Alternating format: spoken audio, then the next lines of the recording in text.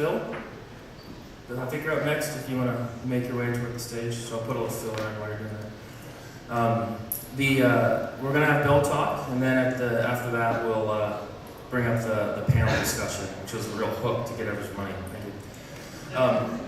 Again, Bill sent me an email, and he told me who he was. I was thrilled that he was going to be here. So without further ado, oops, I'm going to find the presentation tool for you. Here's the mic. Thank you, Bill.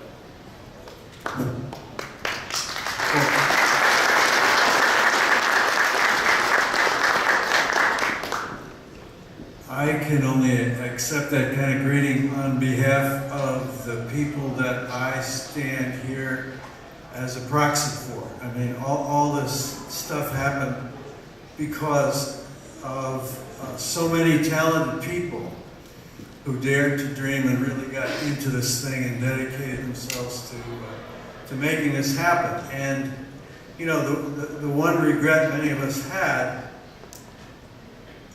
was that we didn't succeed in making the Amiga the absolute leader in a major segment of the computer industry, because it deserved to be, obviously. But when I come to something like this, and I see what's going on, I realize that we're still the leader in a segment of this industry. It may not be a segment that has had great commercial significance to many of us, but nevertheless, it is a very important segment of this industry. And we're still there. We're still there in spite of all the business people who screwed it all up, all the financial people who didn't have the vision and the guts to get behind it. But in spite of all of that, we're still here. And I haven't been involved in this community since 1985. And yet to come here and be privileged to watch the incredible video, by the way. Just, I mean, let's give that video another hand.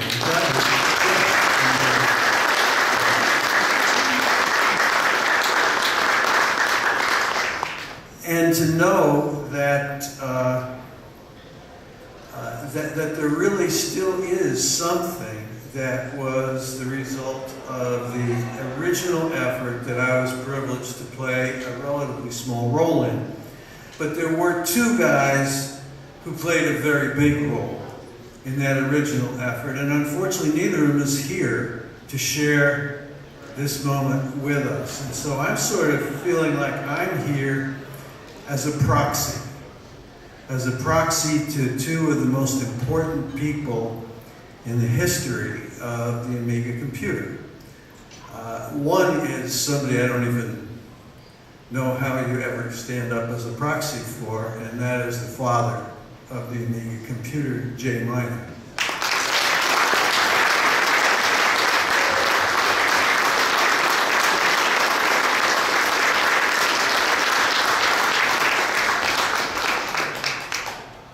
But just as the Amiga company would never have happened without the Amiga computer and without Jay Miner, also the Amiga computer never would have happened without the Amiga company. And the father of the Amiga company was Dave Morse.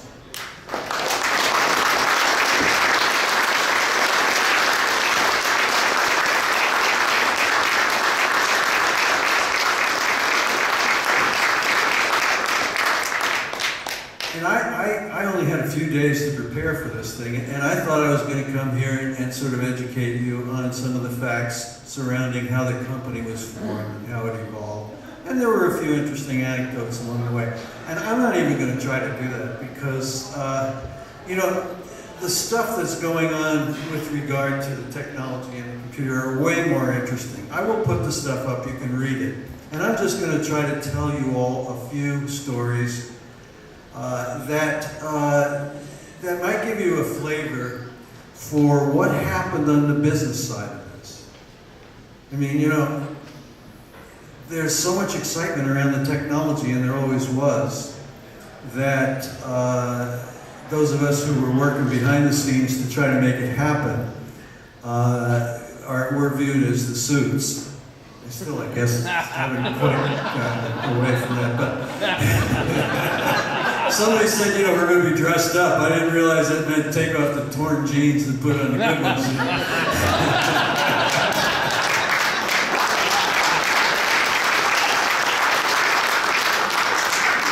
Believe me, I spend a lot of my days in torn jeans, but you know, I just say you can't come down and be a speaker and those kinds of things. You know.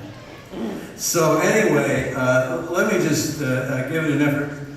Before I do though, there's a special member of the Amiga computer team that many of the original characters here know was a really important member of the team, and we are so privileged to have her here today. So I want to make sure everyone acknowledges Dave Morse's widow and a key person, the mother of the Amiga company, Lorraine Morse. Oh my God.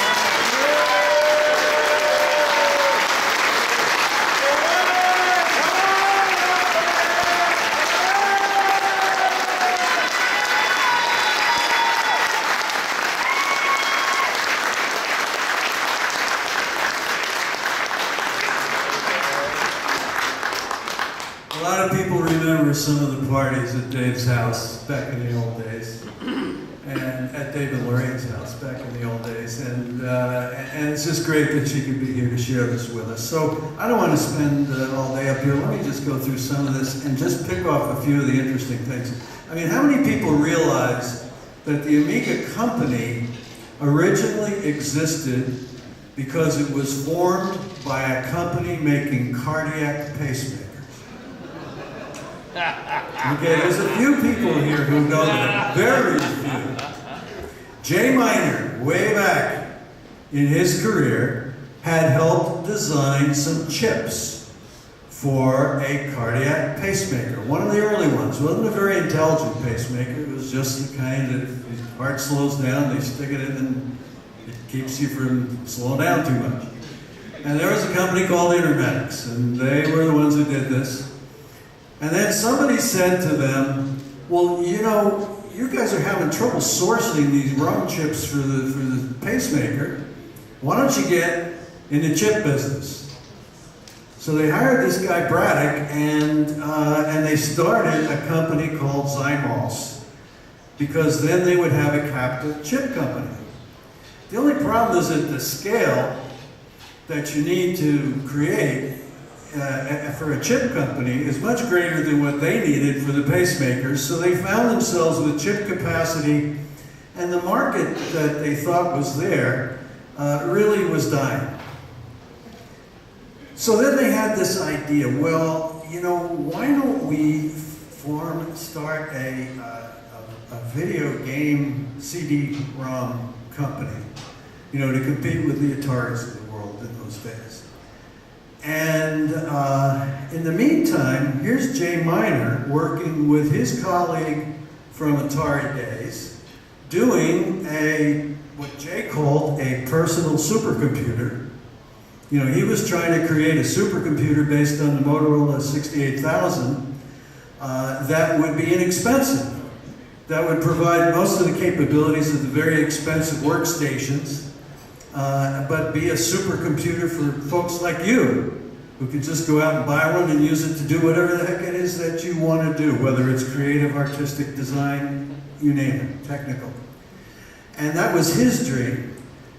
So these guys all went out and they found Dave Morse. Dave Morse was at Tonka, okay? Tonka was a dominant brand in the toy business, as you know, especially if you have little boys, you know, especially in those days. Maybe some of you grew up with Tonka toys, right? And Dave was getting frustrated. He was running marketing, and he was getting frustrated because he saw the electronic future, and they didn't. And he told me once that he had Nintendo teed up to partner with Tonka to be the US and Canadian representative for Nintendo. That Tonka's position in the distribution channel was so strong that Nintendo thought, wow, these would be the best guys to bring our product into this market. Dave took that proposal to management and just got totally shot down. And so that, I always felt, as Dave told me these stories, was the straw that broke the camel's back. Anyway, one day Dave calls me and he said, guess what, I'm here in Silicon Valley, I'm no longer in Minneapolis, and I've been hired to run this new computer company. And he said, don't need money. I didn't have any money at the time, but I was trying to form a venture capital firm. Because I thought, you know, that's a good way to kind of combine making money and having a lot of fun and using some of your technical and management skills. And so I went down to meet him, but there wasn't much for me to do, and I left. But I did warn him. I said, you know, these guys who are backing this company, you're not really all that important to them. So be very careful, because, you know, their support could go away any time. And sure enough, that was prescient. And one day he called me and he said, it happened. These guys have gotten into trouble in their pacemaker business, and they're putting the squeeze on everything that isn't central to the business, and we've been told that we no longer are going to be supported after a certain date. Now, just to put this in a time perspective, this all happened in '83. Dave had been recruited in late '82, and this all happened in '83. And in the meantime, what Amiga had developed was really a simulation, and some of you can correct me if I'm wrong, that just kind of demonstrated on a screen. And this isn't even the breadboard prototype, that came a little bit later. But this was just sort of a simulation that you could put up on a screen to just illustrate what we could do with this computer. And it was beginning to create quite a buzz in the Valley. So I get this call, Dave says, okay, maybe you can help me. And I go down to a meeting. I get to the meeting, and it's a management meeting. And there was this sort of table, and I went in, and the guys, most of them were already assembled. I think Jay was already in his place. And I went to sit down next to Jay, and everybody said, no, you can't sit there. I said, why not? They said, because that's Mitchie's seat.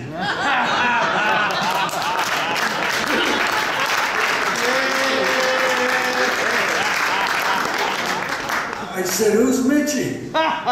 They said, you'll see. So we actually close the door, we start the meeting, and then all of a sudden there's a scratching at the door.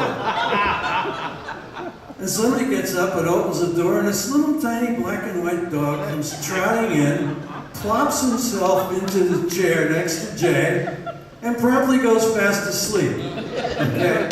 And I'm sitting there, you know, thinking, oh, he must be the chairman of the board. I mean, this was a cast of characters. You all know some of them. I mean, you all know Hart, you know Dale Luck, and you know a bunch of these other guys, and it was just the most amazing cast of characters you could ever imagine. And Don Reisinger, you don't want to forget. And so there just were a lot of good things that happened. So the biggest first hurdle that we faced, I didn't have a fund. I didn't have money to fund this thing. But I had done a couple of ventures where I was able to persuade a bunch of people to invest, and so I thought I could do that again with this one, and I also thought I would be finishing my own fund pretty soon. And so I said, Dave, I think we can come up with some money to tide you over here. But our biggest obstacle is that Intermedics owns 100% of Amiga. I mean, Intermedics wasn't just a venture capital backer of Amiga. They started Amiga and hired Dave to run it. And then they made him promises about ownership he would have at some time in the future, and Jay as well.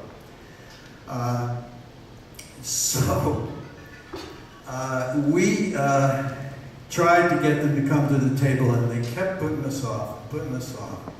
And then finally we get a call the company was in Texas, but we get a call to come to Lake Charles, Louisiana on New Year's Eve to try to resolve this thing. So Dave and I get on a plane and we fly out to Lake Charles, Louisiana, thinking we're going to meet with the principal of the company. No. We show up at a law firm that represents the company. And you haven't lived until you've had to meet with a room full of good old boy lawyers who all they want to do is shout at you. I mean, they just yelled at me and Dave all afternoon. And we kept looking at each other and saying, what the hell? What is this? What's going on? Except we knew one thing that they didn't realize we knew. We knew they had to have a deal by the end of the day. Because if they didn't, their accountants were going to require the company to write off the investment. And they did not want to have to write, they had about $5 million in this thing, and they did not want another $5 million loss on top of the problems they were already having. So we just sat there and we kept saying, no, you guys have to understand, we have some investors who may be interested in this, and in fact we're pretty sure they are, but unless we can go to them with a deal that makes sense, in fact, we're not even going to take it to them unless it makes sense. And this doesn't make any sense. And they'd start yelling at us again. They'd say, if you think you're going to steal this company out from under us, And I said, I think I'm just going to go home and try to find another company that makes more sense than this one. And sure enough, we sat there into the night, called our wives, said, don't plan on any New Year's Eve celebrations. We're not going to be home till tomorrow. And by the end of the day, we had a deal. And we didn't have to give them any money. We did have to give them a fairly small but appropriate residual equity interest in the company. And they gave us the rights to the whole thing. So that was one really significant milestone. And it was an experience that I'll never forget.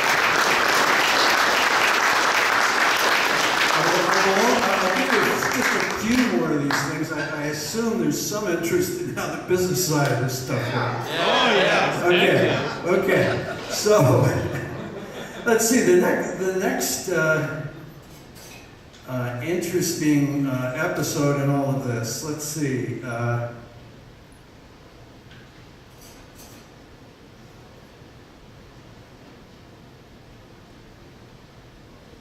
Oh, I know. Oh, yes, the famous visit. The famous visit. So there's a lot of buzz that's starting to build in the Valley about Amiga. And frankly, we were successful in getting just about every major venture capital firm to come and take a look at the company. I mean, we exhausted all of the conventional venture capital categories that we could. And in the final analysis, they were all afraid of IBM and Apple. I mean, they saw the Mac coming down. They saw the Peanut. Remember the Peanut?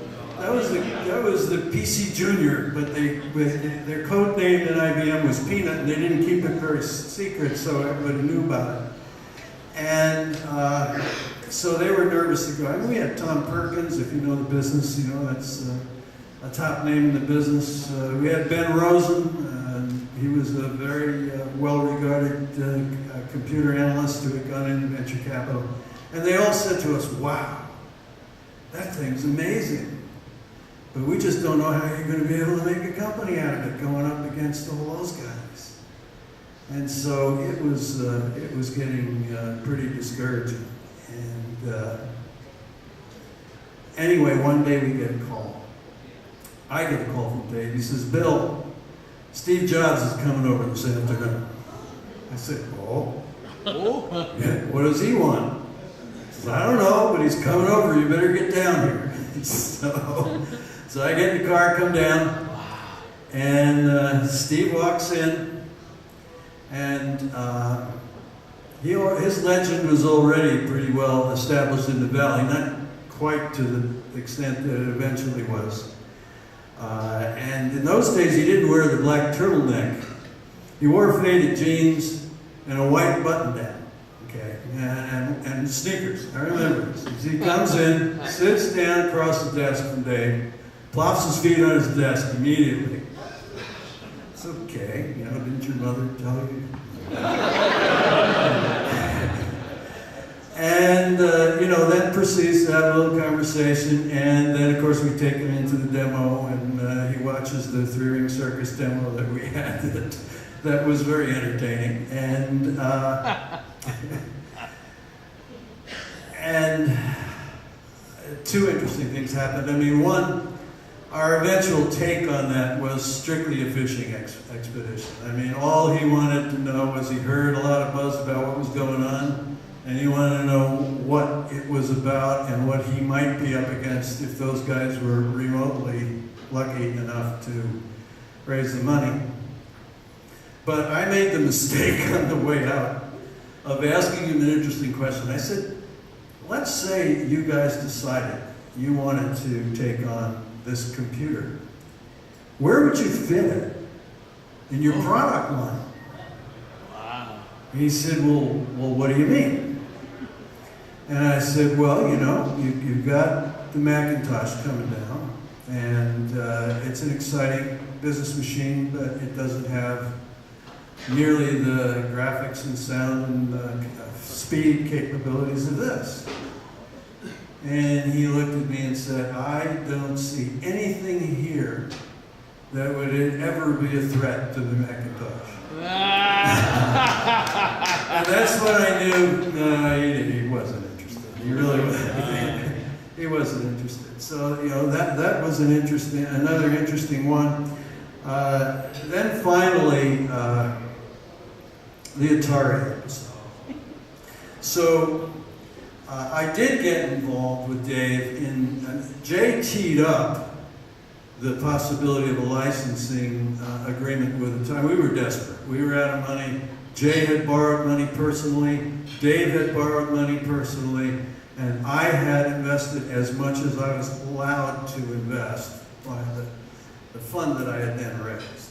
And so we didn't know where we were going to turn for our next dollar. And this opportunity to negotiate a licensing agreement came up. And you've been told in the video about how it went. But interestingly, the actual negotiations were done by someone other than Jack Tramiel, and Jack Tramiel really came into the picture later. Yes, the amount of money was correct. It was $500,000 that they had loaned us, and we were in the process of trying to negotiate an agreement, and as they realized we had less and less choice, we felt that they were pushing the agreement more and more in their favor. The last thing we wanted to do was enable Atari to compete with Amiga. We wanted to give them a segment, a video game player that was just a video game player. And we figured, well, you know, having another machine with the same platform might actually be attractive to software developers and might make some sense. But let's not let them do a computer based on this. And they kept pushing in that direction. Finally, we decided we can't do it. But we needed an answer. We couldn't just tell them we can't do it, because then they would just take possession of everything. And so Commodore came along, and I actually went with Dave to deliver the check. So we called the Atari guys, and we said, we're on our way over. And they thought, you know, we were on our way over to present them with the keys to the kingdom. And instead and they had no idea that this was coming in. Instead we walked in and put a $500,000 check on the table, okay? And this guy started stuttering, and he said, well, I'm not going to accept that. I can't accept that. And I said, well, you have to. You know, we brought this check. It's made out to you. You got to take it. No. I said, I'm not going to accept it. I said, well, I guess we better call our lawyer and find out what we're supposed to do under this circumstance. So he said, yeah, well, I got some phone calls to make too. So we split up and we agreed to come back together. We're still at Atari. And our lawyer said, leave the check on the table and walk out. Oh, yes!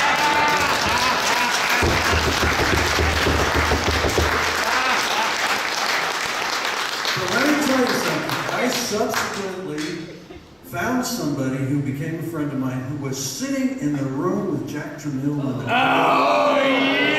when the call came in, and he didn't realize the significance of it. And he had a call from one of his underlings and said, these guys have just delivered me a $500,000 check. What should I do? And Tramiel said, when somebody gives you $500,000, you take it. So in the game of war, business is war, I think we won a little battle there. Now, when he realized what had happened, he sued us. By that time, he sued a lot of the guys in this room, basically. And, you know, this is not a story I would tell out of school back then, but I can tell you right now. Oh, good.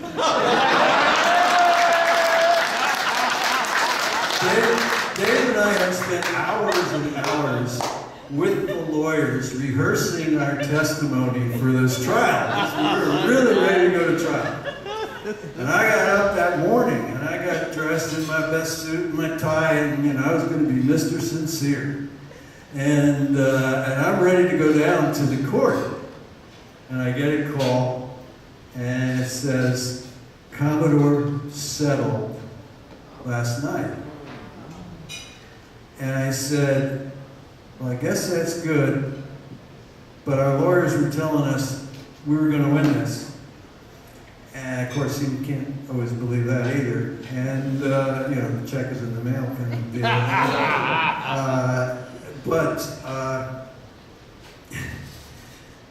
It turned out, I said, you know, they didn't consult with us before they settled it, so I hope they're not expecting us to participate in whatever they settled for.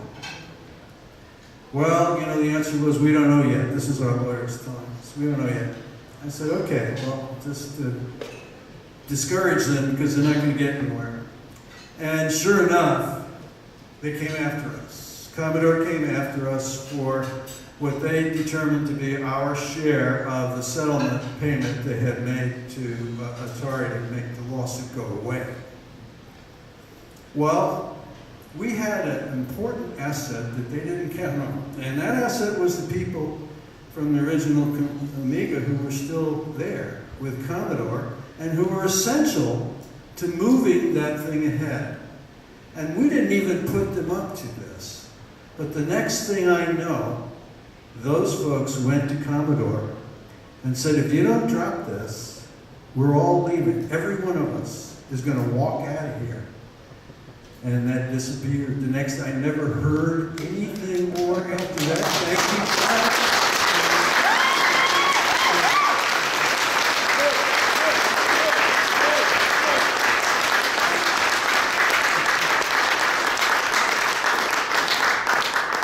And believe me, I mean, that would have cost all of us. You know, I mean, anybody who had gotten any proceeds out of the sale, the stock proceeds, the cash proceeds, would have had to give up some portion of those proceeds if Commodore had prevailed. So that was pretty significant, and I really appreciate that. Okay, I'm for the moment out of stories, but I just want to say it was such a privilege to have been around in the early years of the birth of this company that has really become such an iconic sort of development in the history of this industry. And also particularly a privilege to have associated with people with the talents of Jay Miner, Dave Morse, and all the cats in this room who have made this thing happen. And thank you all so very much. We really appreciate it. Thank you, Bill.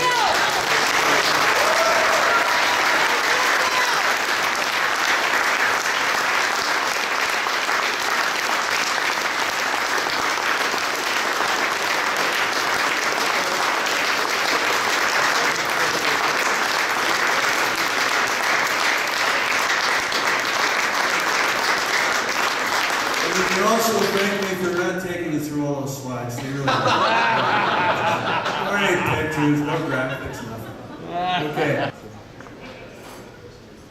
Okay, so we're going to set up for the panel. Again, when this project started, I reached out to some of the guys that I've met over my years of going to the various Amiga shows for the last 20 years. And they said yes, mostly, which was great. So what we're going to do, and again, I bring Dale up again because he's been so very helpful. I wanted to show the Kickstarter. How many people have seen the Kickstarter video? How many actually saw this on the Kickstarter, on the web? Okay, not everyone. So we're going to run the Kickstarter video while we set up the stage.